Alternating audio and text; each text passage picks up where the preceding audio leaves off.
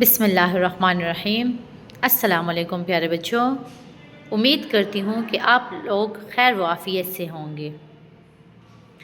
آج کا جو ہمارا سبق ہے جو پڑھیں گے ہم وہ ہے توحید کی اہمیت اور اثرات۔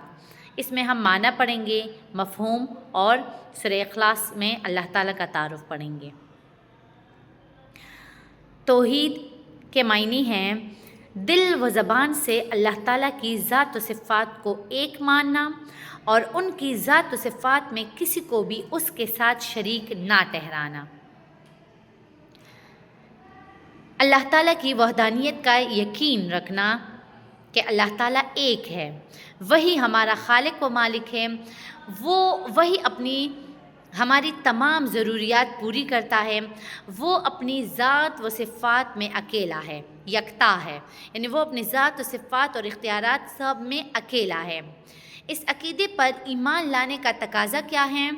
اس عقیدے پر ایمان لانے کا تقاضا یہ ہے کہ ہم صرف اللہ تعالیٰ کی ہی عبادت کریں، اپنی ہر حاجت، اپنی ہر ضرورت پوری کرنے کے لیے صرف اسی کے سامنے ہاتھ پھیلائیں اور ہم صرف اسی سے ہی مدد مانگے۔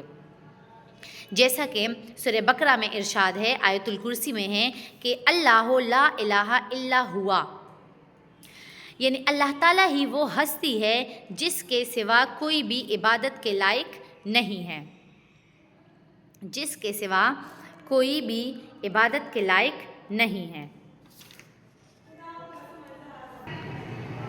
جس طرح دیگر آسمانی کتابوں میں توحید کا پیغام دیا گیا ہے، اسی طرح قرآن مجید میں بھی سورہ اخلاص میں اللہ تعالیٰ نے اپنا تعارف نہایت جامع انداز میں بیان کیا ہے۔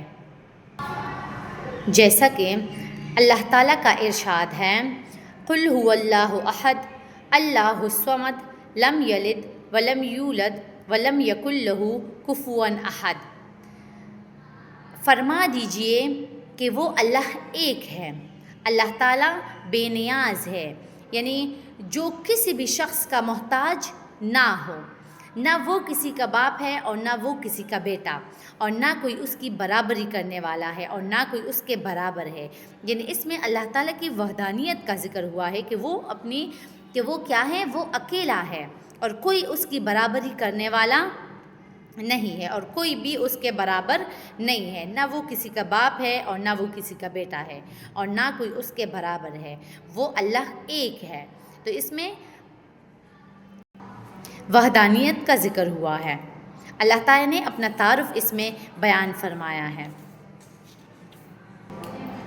تو پیارے بچوں، امید کرتی ہوں کہ آپ لوگوں کو سمجھ آ گیا ہوگا۔ شکریہ۔